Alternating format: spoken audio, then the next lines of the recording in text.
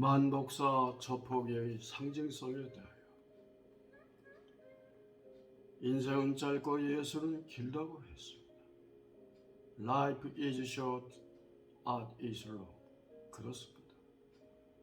매월당 김수엽 선생이 돌아간 지가 500여 년의 세월이 흘렀습니다. 선생이 남겨놓은 우리나라 최초의 한문 소설인 금옷이나 그 가운데서도 가장 얼굴에 값하는 만복사 저포기를 다시 한번 되돌아보고 그 상징성에 대해서 말씀을 나누고자 합니다. 작품이란 작가가 살았던 그 시대의 사회사, 그리고 그 작가가 지니고 있던 정신세계가 상당 부분 그 작품에 반영이 되게 되어 있습니다. 그럼 먼저 매월당 김수엽 선생의 생애와 관련한 몇 가지 특징을 들어보도록 하겠습니다. 먼저 매월당 김수엽 선생은 심유 적불의 삶을 살았습니다. 마음심자, 선비유자, 자취적자, 붙여불자. 마음으로는, 정신적으로는 그런 그 생육신으로서의 충의와 어떤 그 의리를 갖고 살았고, 그의 어떤 행적으로 보면 승려의 몸으로서 59세의 일기를 살고 생을 마감했습니다. 그가 31살 1466년 세조 12년물 경주 남산의 용장사에 살면서 약 7년 동안 경주 일원을 돌아다니면서 용장사에서 주로 금오신화를 썼습니다. 여기 금오란 468m 고지의 금오산을 이루고 새신자 말씀하라고 하는 것은, 신화라고 하는 것은 이제까지 있지 않은 새로운 형태의 그런 어떤 문학의 장르를 이룬다고 보면 되겠죠. 연구자에 따라서는 명나라 구의 전등 신화를 표방한, 전등 신화의 영향을 받은 작품이 아닌가 그렇게 추정하기도 합니다. 또 매월당은 원효대서의 무의 사상을 표방했다고 할 수 있습니다. 생사를 넘나들며 거칠 것이 없이 현실에 얽매이지 않고 그 어떤 관직에도 나가질 않았습니다. 원효대사가요. 일체 무해인이라야 일도출 생사라. 원효대사가 임금의 사위, 부마라는 자리를 뒤로 하고 민중교화를 위해서 헐벗고 힘들게 사는 민중 속으로 들어갔던 그런 선각자라고 한다면, 매월당은 양녕대군의 추천으로 상당한 관직에 나갈 수 있음에도 불구하고 이를 단호히 거절했습니다. 이런 점에서는 상당히 유사하지 않겠는가. 또 참고로 동두천에 가면은 소유산이 있지 않습니까? 원효의 자제함이 있어. 낮에 가봐도 좀 어둠침침하고 좀 으시시한 듯한 느낌을 주는데, 거기에 매월당 김수엽 선생이 그 산을 거닐고 원효의 자제함을 찾았다고 해서 그걸 이제 소요산이라고 했다는 것이죠. 또 이 원효와 매월당은 두 분 다 승려의 몸인데 가정을 가졌던 그런 그 사람들이라는 공통점이 있기도 합니다. 그는 또 매월당은 방랑하는 저항시인이었습니다. 그가 나이 5살 무렵에 궁으로 들어가서 세종임금께서 그의 어떤 시를 짓는 어떤 능력을 보고 정말 그의 천재성을 보고 앞으로 정말 장래가 촉망되는 인재라고 하면서 비단 50피를 줬다는 거 아닙니까? 그래 그 옆에 있는 대신들이 이걸 어떻게 가져가겠느냐? 우리가 너희 집으로 보내줄까? 아닙니다. 제가 가져갑니다. 그 몸에다가 휘휘 감고 나왔다는 거 아닙니까?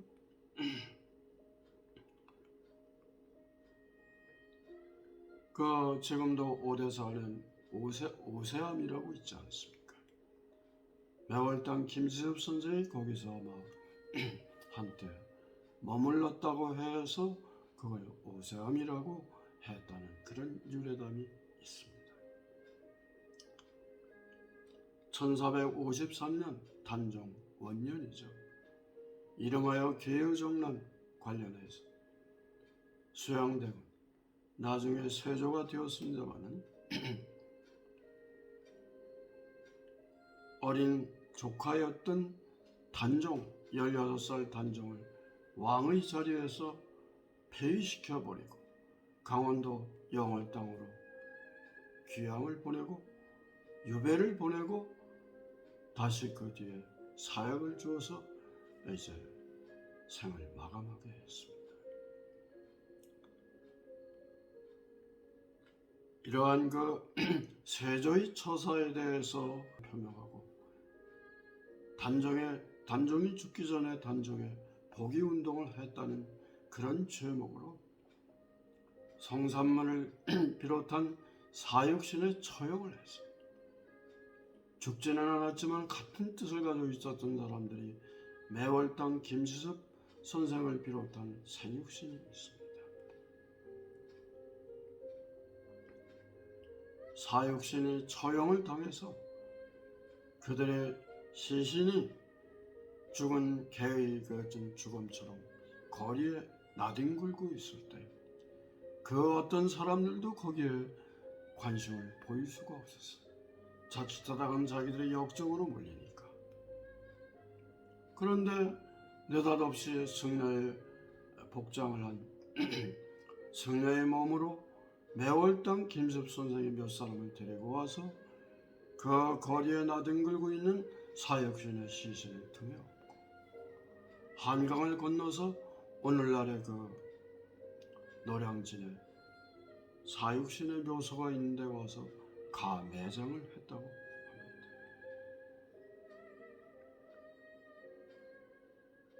뿐만 아니라 단종이 영월에서 사역을 받고 죽었을 때 4년간 재위를 했거든요. 또 그의 시신을 아무도 그 손을 댈 수가 없어요. 그러니까 그때 마침 영월의 호장이었던 중인이죠. 엄흥도공이 매월당 김지섭 선생과 함께 그의 시신을 거두어 가지고 자취년에 있었던 갈푸대기 밑에 거기서 잠자고 있던 노루가 사람의 인기척을 들고 도망을 가는 그 터에다가 가매장을 했어. 그래서 노루장자, 무덤능자, 장릉이라고 했다가 뒤에 이제 자리를 옮긴 거죠. 매월당 김지섭은 이 단종의 3년상을 통해서 단종의 명복을 빌고 그의 왕생 극락을 빌었다고 이렇게 전해옵니다.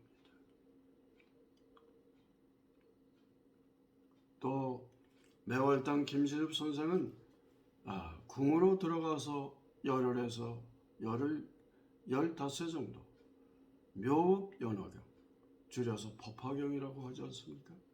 이 법화경을 번역하는 데 참여를 했다는 것이죠. 그러면 이 법화경이 뭐 하는데 이 번역을 했느냐? 말하자면 사육신의 명복을 빌기 위해서 법화공을 번역을 했다는 것이죠. 그래서 세조 때 언해가 많이 나왔습니다. 제가 이 세조 무렵에 많은 그런 나왔던 불경 언해를 제가 대상으로 해서 의전 명사를 연구해서 박사학위 논문으로 제출했던 그런 기억이 납니다. 그 뒤에 세조가 사람을 보내서 경주를 보내가지고 가마를 보내고 궁으로 들어와서 나를 도와서 같이 하자고 했지만 단호히 거절했어요. 왕명을 거절하면 어떻게 됩니까? 이건 왕명 거역이라고 하는 대역죄가 성립하지 않습니까? 그래서 사람들이 붙잡아가듯이 가려고 하니까 일설에 의하면 똥통에 빠져서 그냥 완전히 그냥 똥칠 막대기가 되니까 그걸 어떻게 데려가겠어요? 못한 거죠. 다음으로 이 매월당 김시섭 선생은 농민의 그 참 살기 어려운, 살기 팍팍한 그런 참혹한 생활상을 고발하고 승려의 몸으로서 크고 작은 농사를 몸소 지어가지고 그렇게 실천적인 수행을 했다는 것이죠. 몇 명 되지도 않는 그의 글을 따르는 제자들에게 일하기 싫으면 먹지도 말라고 그런 강력한 주문을 했고 실천하는 실행하는 그런 그 수행법을 강조했습니다. 또 그는 성리학자로서 이기 이론론을 표방했어요. 이기 이론론을 그렇게 수행의 그런 기본으로 했어요. 이는 정신세계 어떤 그 본체라고 할 수 있고 보이지 않습니까? 기라고 하는 것은 우리가 눈으로 볼 수 있는 그런 어떤 객관적인 사물, 그런 어떤 현상들을 말하는데 말하자면 정신이 물질을 지배한다고 보는 거죠. 그래 이러한 이런 눈을 전성한 분들이 바로 이열곡과 서담이 있습니다. 다음으로 만복사 서폭의 상징성을 이제 본론이 되겠죠. 이 소설의 이론으로 보면 이 플롯이라고 그래서 그 소설의 전체 구성은 발단, 전개, 위기, 절정, 결말로 그렇게 하지 않습니까? 각각의 그 해당하는 만복사 저포기에 대한 이 저포라는 게 유시라고 그랬잖아요. 윷놀이. 이 백제 때부터 이제 내려오는 것인데 어떤 사람들은 이게 중국의 주사위 놀이가 아니냐. 그건 아니에요. 제가 그 윷놀이 윷문화연구소의 자료를 한번 찾아보고 또 직접 그 윷문화연구소장 임채우 교수에게 그런 그 자문을 구했는데 이것은 유시라고 보면 된다는 거죠. 전라도 남원 고을에 살고 있었던 노총각 양생이라는 사람이 있었는데 14, 15살 그 어린 나이에 조실 부모를 하고 그러고 이 만복사 동금당에 들어가서 심부름도 해주고 여러 가지 공부를 하고 있었다는 것이죠. 원래 만복사라는 만행사였어요. 일만만자 단일행자 만행사. 이 만행사라고 하는 절 이름은 900m 고지에 그 남원의 서남쪽에 그 만행산이라고 있었는데 이 만행이라고 하는 뜻은 많은 수행을 거쳐야 성불을 할 수가 있고 이것식으로 말을 하면 많은 인격 수양을 해야 군자가 된다는 것이죠. 완성된 인격자가 된다고 한 그런 이름이죠. 이 만복사에서 꽃피고 세우는 3월 하순쯤에 복회를 열어서 탑돌이를 하러 그 성중에 남녀노소가 와가지고 소원 성취를 위한 그런 탑돌이를 하고 복을 빌었다 이 말이에요.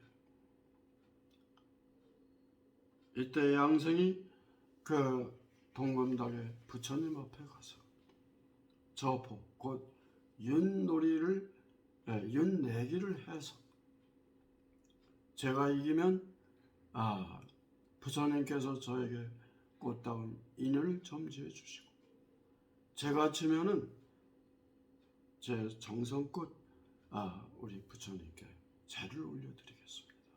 그 제안을 했어. 그 뭐 말이 없는 부처가 뭘 하겠어. 그거 정말 던졌어. 이걸 이렇게 던져서 윷을 던지니까 이게 양생이 이긴 패가 나왔다 이 말이에요. 그 이제 만세를 부르면서 그러면서 부처님이 자기에게 꽃다운 인연을 점지해 줄 거라고 생각하면서 그 연화좌대 뒤에서 숨어서 이제 기다리고 있는 거예요.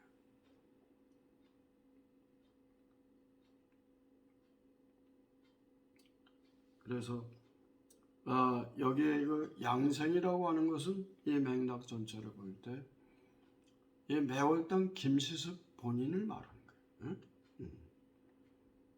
또 이 만복사저 포기의 그런 공간적 배경이 남원인데 이 왜구가 침략해서 결국 많은 어려움을 겪었던 가장 대표적인 곳이기도 해요. 신라 신문왕 때의 5소경 가운데 하나가 남원 소경입니다. 서라벌이 오늘날 경주죠. 경주는 왕경이고 동서남북에 작을 소자, 소경자, 소경을 두었는데 그 중에 하나가 남원 소경이에요. 그러니까 임금이 오게 되면 행궁이라고 해서 거기서 자고 지방을 순시하고 했던 것이죠. 말하자면 남원 읍성 자리가 그 행궁이 있었던 터가 아닐까 그렇게 추정하기도 합니다. 남원의 옛 이름은 옛꽃자 용룡자, 띠대자 모방자. 이 띠대자는 장자편에 보면 뱀 혹은 용으로 나옵니다. 그러니까 왕궁이 있었으니까 왕을 용으로 이렇게 상징하지 않습니까? 임금이 입는 옷이 뭐예요? 이게 이제 골룡판이에요. 용룡자가. 임금이 앉는 의자가 뭡니까? 용상 아니에요. 또 임금이 흘리는 눈이 뭐예요? 용로 아닙니까? 또 임금의 얼굴이 뭐예요? 용안이죠. 그러니까 이것은 임금의 행궁이 있었던 곳이고 바로 이 임금을 상징하는 그러한 그 지명이 쓰였던 것이 아닌가. 좀 더 좁혀 말하면 서라벌에서 남원 소경까지는 남서쪽으로 상당히 멀잖아요. 비유적으로 말을 하면 이것이 바로 단종이 귀향을 갔던 그 한성에서 강원도 영월이 좀 멀지 않습니까? 산 넘어 산. 그러니까 이게 바로 단종이 귀향가에 있던 영월의 청룡포를 그렇게 말하고 있지 않을까는 그런 상징성을 그렇게 해석할 수도 있죠. 전개를 보면은 양생이 불상기에서 연화자대 뒤에서 이제 그 꽃다운 인연을 기다리고 있었어요. 아니나 다를까 문도 한 15살 되는 묘령의 처녀가 나타났어요. 부처님 앞에 와서 축원문을 읽는데 외롭게 사는 자기 신세를 타령하면서 저에게 맞는 배필을 반드시 구하게 해주십시오. 정말 절절한 그런 기원을 하더라. 저 사람이 바로 부처님이 보내준 나의 배필이구나. 그 용기를 내서 나가서 통성명을 하고 이런저런 이야기를 나눴어. 사실은 이 귀신 처녀인데 줄여서 귀녀지. 이 귀녀가 양성을 데리고 계령동에 자기의 집으로 갔어요. 조그마한 그 운막집으로 갔어요. 그 계룡동에는 그 바로 옆에 계룡사가 있어요. 상징적으로 보면 이 계룡이라고 하는 게 굉장히 상징성이 있어요.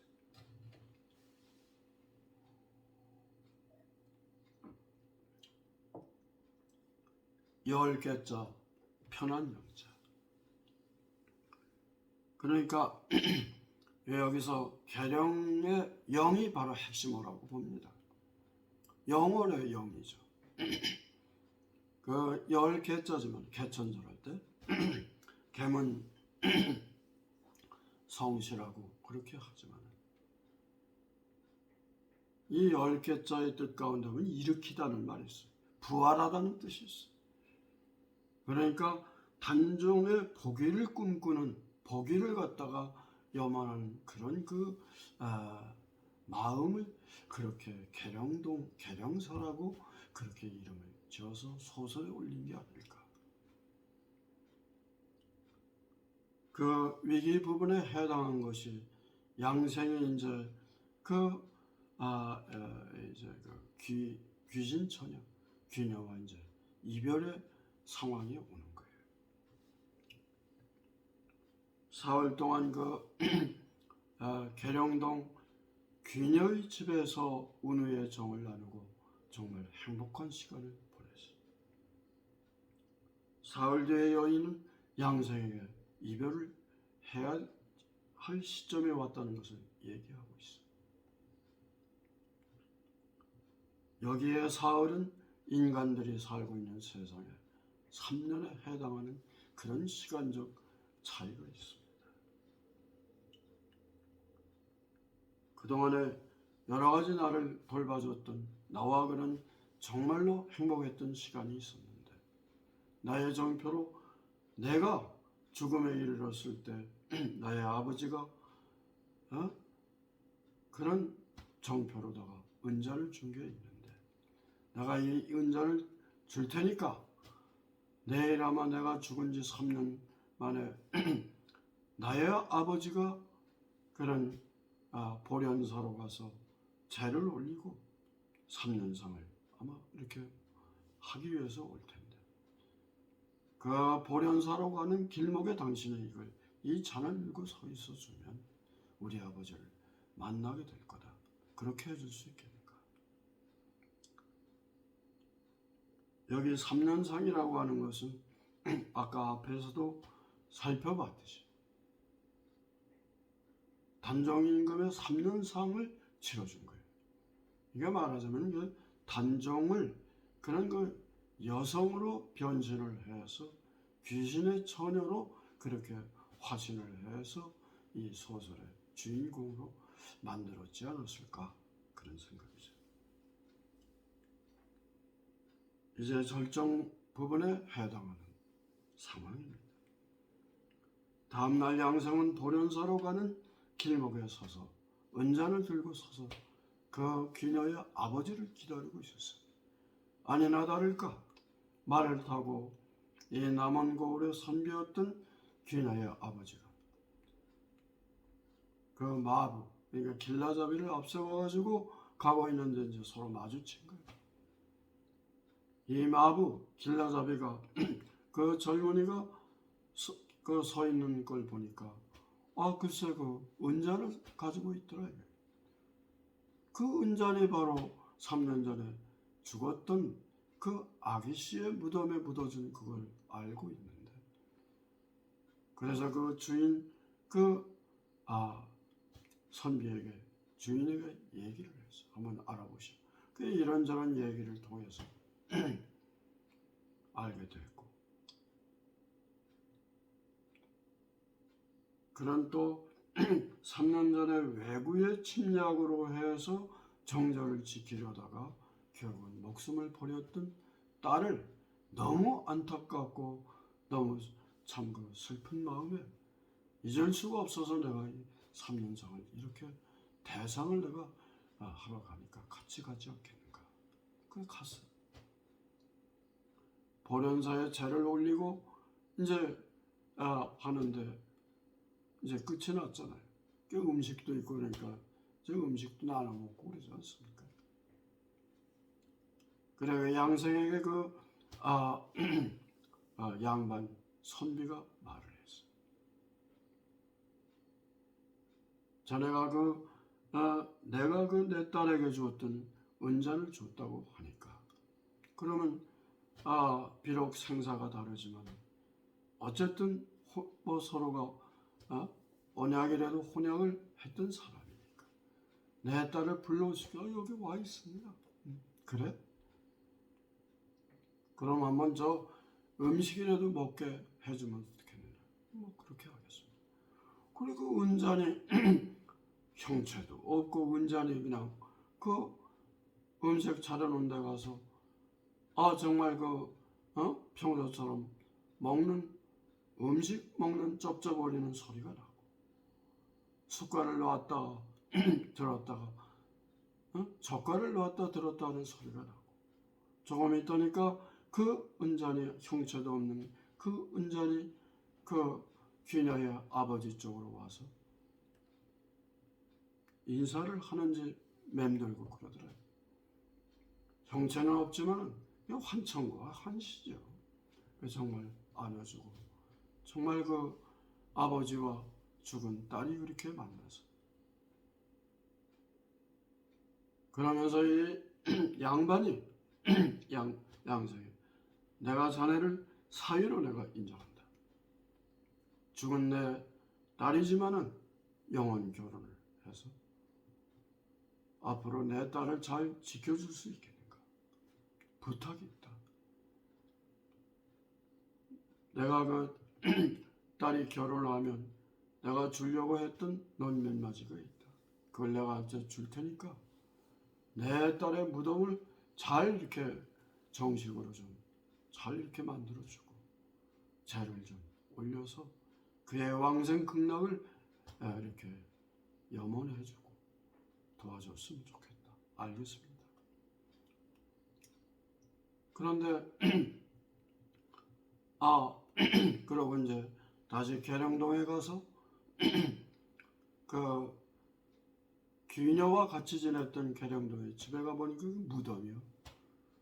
감회정했으니까 그걸 잘 이렇게 무덤을 만들고 계룡사에다가 거기다가 재를 모셔가지고 잘 이렇게 그 왕생극락을 빌었다는 거죠. 근데 어떤 순간에 귀녀 처녀의 목소리가 들려. 형체는 보이지 않고 선비 덕분에 내가 잘 이렇게 지내고 부부의 연을 맺어서 정말로 참 너무나 고마웠다. 당신의 그런 기도 덕분에 내가 저승에 가서 내가 남자로 태어났다. 부활했다. 고맙다. 그래서 그 뒤에 양생은 결혼을 하지 않고 지리산으로 들어와서 약초를 캐먹고 살았다. 이 모두가 충성과 절의, 의리로서 이러한 단종의 포기를 중심으로 했던 이런 이야기를 만복사 첫 포기로 했지 않았을까 그런 생각이 듭니다. 여기 이 그림을 보면 이겁니다. 이게 바로 이제 만복사 동금당에서 양생과 이제 부처님. 요게 작은 그림이지만 요게 이제 말하면 유시야. 윷놀이 해서 그런 어떤 이겨가지고 그래가지고 이 귀녀를 만났고 이래 이제 돌부처 앞에 가서 감사와 그런 어떤 부부의 연을 다짐하는 그런 그림. 그 다음 보련사로 가는 길에 귀녀의 아버지를 만나고 그래서 이 은전을 보고 그런 이제 그래서 보련사로 같이 가자. 그래가지고 이 보련사에 가서 말하자면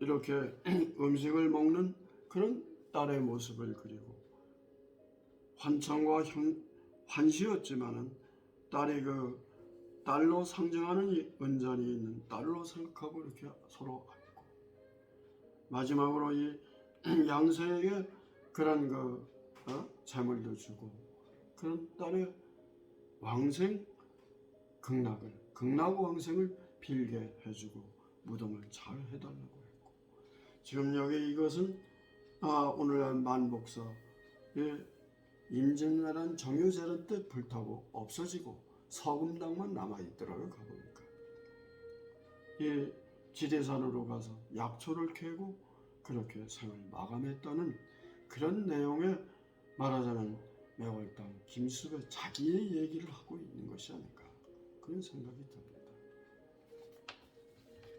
여러분, 이제 오늘이 8월 말일이고 내일이면 9월 초하루가 됩니다. 건강하시고 행복하세요.